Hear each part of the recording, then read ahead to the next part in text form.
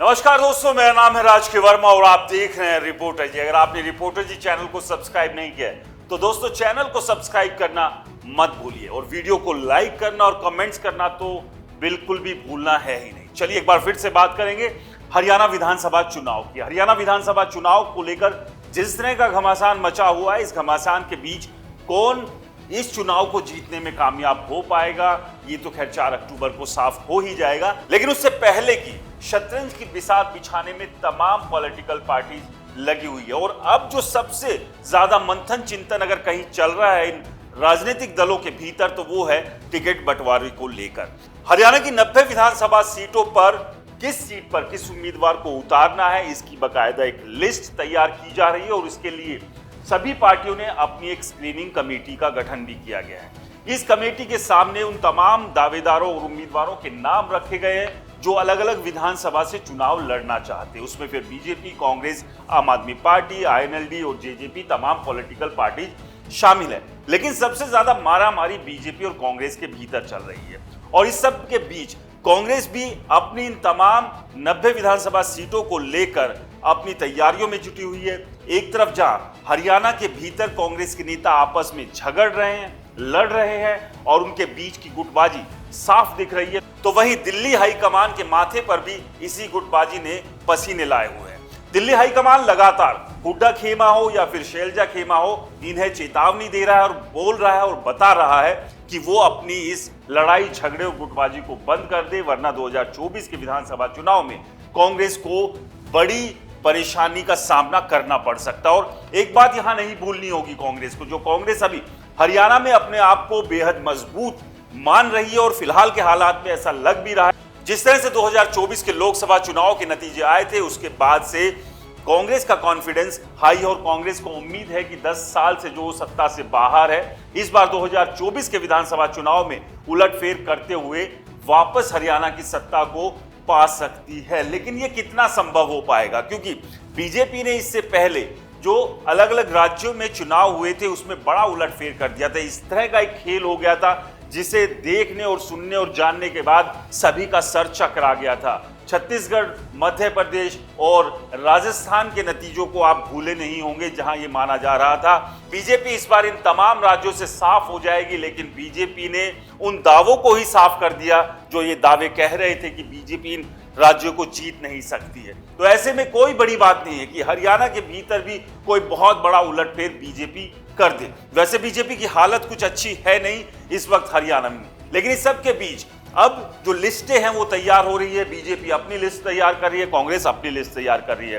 कांग्रेस की screening committee की बैठक में पहली लिस्ट को लेकर भी कई तरह के मंथन और चिंतन होने वाले हैं और होंगे भी आगे, क्योंकि लगातार ये बैठकों का दौर तब तक चलता रहेगा जब तक कि एक एक सीट पर उम्मीदवार फाइनल ना हो जाए। और इस सब के बीच पहली लिस्ट में 28 नामों की घोषणा कांग्रेस कर सकती है। वो नाम कौन कौन से होंगे, कौन कौन से उम्मीदवार और कौन कौन सी विधानसभा से 28 दावेदार हो सकते हैं, उस पर भी लगातार कांग्रेस जो है वो विचार कर रही है। हाईकमान से लेकर हरियाणा के जो तमाम बड़े नेता हैं वो भी इसको लेकर अपनी अपनी राय दे रहे हैं और कोशिश यही है कि कोई जिताऊ कैंडिडेट जो है इन विधानसभाओं पर उतारे जाए। तो पहली लिस्ट कांग्रेस की आनी है, उसका भी इंतजार है और जो कहा जा रहा है कि इस पहली लिस्ट में 28 से 30 उम्मीदवारों के नाम हो सकते हैं। लेकिन इस सब के बीच कांग्रेस ने हरियाणा को जीतने के लिए एक फॉर्मूला तैयार किया है और ये उस फॉर्मूले के तहत, यानी कि मिशन हरियाणा 2024 जो कांग्रेस के लिए है, इस मिशन को जीतने के लिए कांग्रेस ने अपनी एक अलग रणनीति बनाई है और उसके तहत 4 फॉर्मूलों को तैयार किया गया है। एक एक करके उन पर भी बात करेंगे कि वो कौन कौन से फॉर्मूले हैं और इसके अलावा कौन ऐसे नेता हैं जिन्हें इस बार टिकट नहीं मिलने वाली है और उनका पत्ता कटने वाला है। तो कांग्रेस के वो कौन से 4 फॉर्मूले हैं जिसके तहत कांग्रेस जो है इस बार किसी भी हाल में हरियाणा को जीतने से चूकना नहीं चाहती है। कांग्रेस को यह बात अच्छे से समझ में आ गई है कि ओवर कॉन्फिडेंस में अगर वो चुनाव के मैदान में उतरते हैं तो ऐसे में उनका ओवर कॉन्फिडेंस उनके ऊपर ही भारी पड़ सकता है। इसीलिए कांग्रेस ने नए इन 4 फॉर्मूले को भी तैयार किया है जिसके तहत टिकटों को देने का काम किया जाएगा, क्योंकि अगर चुनाव जीतने हैं तो उसके लिए तमाम रणनीतियों के साथ साथ अच्छे कैंडिडेट होना भी जरूरी है, यानी कि जिताऊ कैंडिडेट। पार्टी का अपना वोट बैंक है, लेकिन उस वोट बैंक के सहारे ही पार्टी नहीं जीत सकती है, ये तमाम पार्टी अच्छे से जानती है, क्योंकि हर बार मोदी लहर तो आती नहीं है, ये लहरें कभी कभी आती हैं, और जब लहरें आती हैं तब कैंडिडेट मैटर नहीं करते हैं। लेकिन अब ना तो कांग्रेस के साथ कोई लहर दिख रही है और ना ही बीजेपी के साथ दिख रही है, तो तमाम इन दोनों ही दलों को समझ में आ रहा है कि रणनीति के तहत काम करना होगा, वरना सुपड़ा साफ हो सकता है। तो पहला जो फॉर्मूला है उसमें है 2 बार हारे नेताओं को इस बार कांग्रेस टिकट नहीं देगी, यानी कि उनके टिकट कांग्रेस काटने जा रही है। यानी कि जो लगातार 2 बार 2014-2019 के विधानसभा चुनाव में टिकट मिलने के बावजूद हारते रहे हैं, उनके ऊपर कांग्रेस भरोसा नहीं करने वाली है। यानी कि 2 बार हारने वाले नेताओं को इस बार यानी 2024 के विधानसभा चुनाव से कांग्रेस बाहर रखेगी, यानी कि उन्हें टिकट नहीं देगी। और ये इन 4 फॉर्मूले में से पहला फॉर्मूला है। तो चलिए आपको बताते हैं वो कौन कौन से उम्मीदवार थे जो लगातार 2 बार चुनाव हारे हैं और इनके टिकट कटना तो तय है। तो चलिए एक एक कर आपको बताते हैं वो कौन कौन से ऐसे नेता हैं जो लगातार 2 बार विधानसभा चुनाव हारे हैं। तो उनमें शुरुआत करते हैं, पहले नंबर पर आते हैं राव नरेंद्र सिंह। राव नरेंद्र सिंह 2 बार लगातार चुनाव हारे हैं, तो ऐसे में इनके टिकट से भी इनका जो नाम है वो साफ हो सकता है, और ये नारनौल से चुनाव हारे थे। इसके बाद अगला नाम आता है यादवेंद्र सिंह का।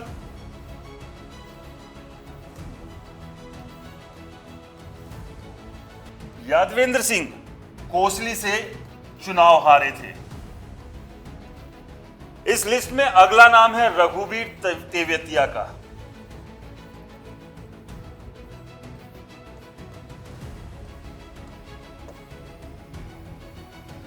पृथला से चुनाव लड़ते हैं और लगातार ये भी चुनाव हारे थे, और ऐसे में इनका टिकट भी कटना तय है।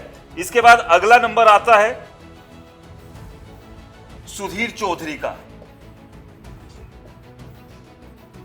ये सुधीर चौधरी आज तक वाले नहीं हैं,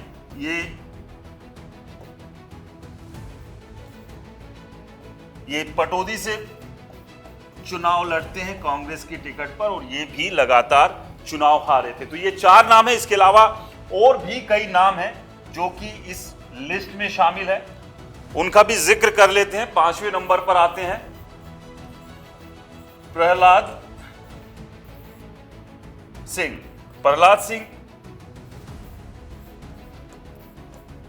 गिल्ला खेड़ा फतेहाबाद से हैं।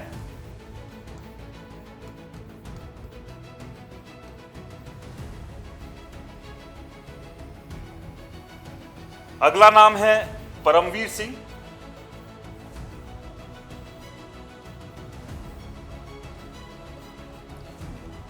जो कि टोहाना से हैं, और ये भी चुनाव हारे थे, और इनका पत्ता भी कटना तय है।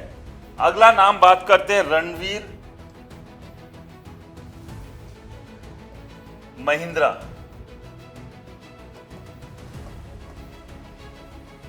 जो कि बाड्रा से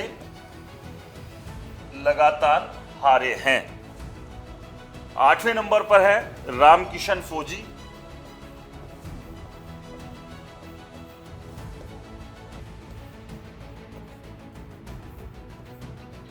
जो कि भवानी खेड़ा से हैं। 4 के बाद ये 4 नाम और जुड़ जाते हैं, तो कुल 8 नाम हैं जिनके टिकट कटना तय है, और ये 8 के 8 लगातार 2 बार चुनाव हारे हैं, और इन्हें पार्टी टिकट नहीं देगी। ये 8 पर ही नहीं रुक रहा है मामला, इसके बाद भी और कई ऐसे नाम हैं, जिसमें अगला नाम है धर्मेंद्र सिंह फूल।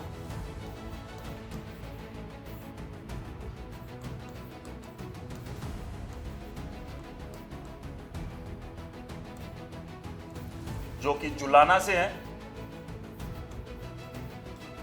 अगला नाम है विद्या रानी।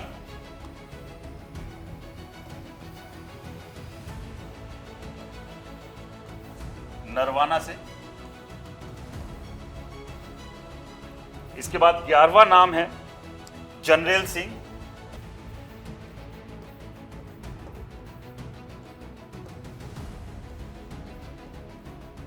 रतिया से।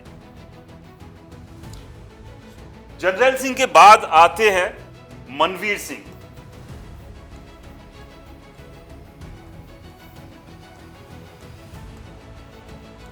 मनवीर सिंह चड्ढा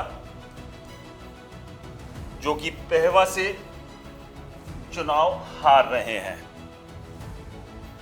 और अगला नाम है सोमवीर सिंह। ये तमाम वो लिस्ट है जो लगातार 2 बार चुनाव हारे हैं। ये लोहारू से। और इसके बाद नाम आता है सुखबीर कटारिया।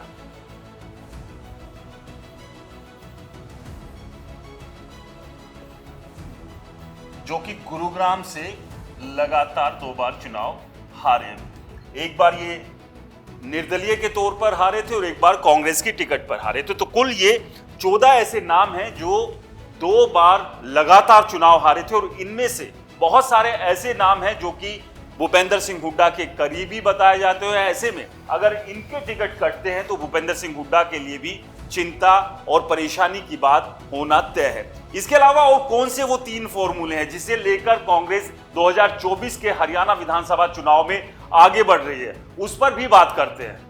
तो कांग्रेस 2 बार चुनाव हारने वालों को टिकट तो देगी ही नहीं, इसके अलावा ऐसे बहुत सारे नाम हैं कांग्रेस के इस 4 के फॉर्मूले में जो कि 2019 के विधानसभा चुनाव में अपनी जमानत तक नहीं बचा पाए थे। और इसमें से ऐसे भी वो हैं जो 2 बार हारे भी हैं और अपनी जमानत भी नहीं बचा पाए, यानी कि 1+1 की स्कीम के तहत है। तो उनका पत्ता कटना तो तय ही है। तो कांग्रेस के इस फॉर्मूले के भीतर, मतलब इन 4 फॉर्मूले के भीतर, दूसरा है 2019 में जमानत जब्त कराने वालों को भी कांग्रेस टिकट नहीं देंगी। यानी कि करीब करीब 27 विधानसभा में 2019 के चुनाव में 27 उम्मीदवार थे भी कांग्रेस के जो कि चुनाव हारे ही नहीं बल्कि अपनी जमानत भी जब्त करा गए थे।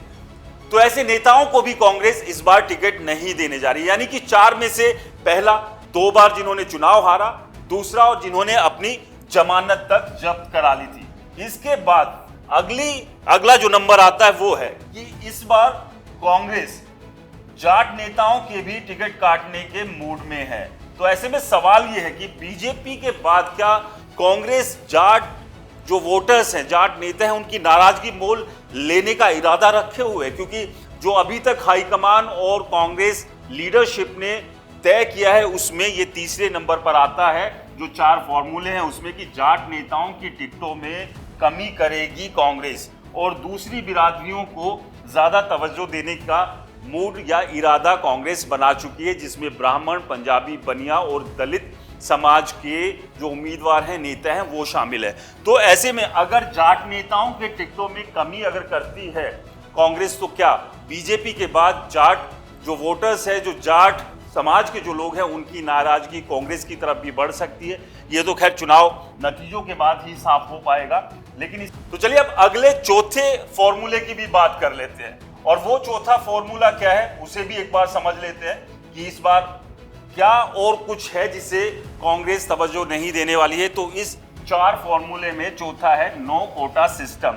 यानी कि जो एक कोटा डिसाइड कर लिया जाता था, कोटा आपको समझाते हैं कि कांग्रेस के भीतर कौन सा कोटा है, कौन से आरक्षण का कोटा है। यह आरक्षण से जुड़ा हुआ कोटा नहीं है जो 2 खेमों में या अलग अलग खेमों में जो कांग्रेस बटी हुई है, जिसमें हुड्डा गुट है, शैलजा गुट है और इसके अलावा जो बाकी और दूसरे भी बड़े नेता हैं, उनकी बात करें तो ये तमाम नेता अपने अपने समर्थकों के लिए एक टिकटें चाहते हैं और कहीं ना कहीं वो एक डिवीजन हमेशा से कांग्रेस के भीतर होता रहा है। लेकिन एक सबसे ज्यादा जो सीटें हैं वो हुड्डा खेमे की तरफ हमेशा से जाती रही है। लेकिन अगर ये कोटा सिस्टम अगर खत्म करती है, यानी कि जिसकी कोई सेटिंग है कांग्रेस के भीतर वो कुछ पालेगा सब कुछ, ऐसा इस बार करने का इरादा कांग्रेस नहीं रख रही है। दिल्ली दरबार इस बार टिकटों पर फाइनल मोहर लगाएगा। यानी कि दिल्ली दरबार का इस बार हरियाणा के चुनावों के भीतर जो कांग्रेस की टिकट के बंटवारे में सबसे ज्यादा दखल रहने वाला है। यानी कि हुड्डा गुट और शैलजा गुट को उतनी तवज्जो उस तरह से नहीं मिलेगी जिस तरह से हर चुनाव में मिलती है। और इसमें कहीं ना कहीं एज जो होती थी हमेशा भूपेंद्र सिंह हुड्डा और उनके खेमे के साथ होती थी। तो इन 4 फॉर्मूलों के चलते कांग्रेस ने अपनी तैयारियों को आगे बढ़ाना शुरू कर दिया, क्योंकि कांग्रेस को एक बात अच्छे से समझ में आ गई है कि अगर हवाई बातें या फिर ओवर कॉन्फिडेंस में इस चुनाव को लड़ने की तरफ वो जाते हैं तो उन्हें हार का मुंह भी देखना पड़ सकता है। आपको क्या लगता है, हमें कमेंट्स कर जरूर बताएं। रिपोर्टर जी चैनल को सब्सक्राइब नहीं किया है तो दोस्तों चैनल को सब्सक्राइब करना ना भूलें।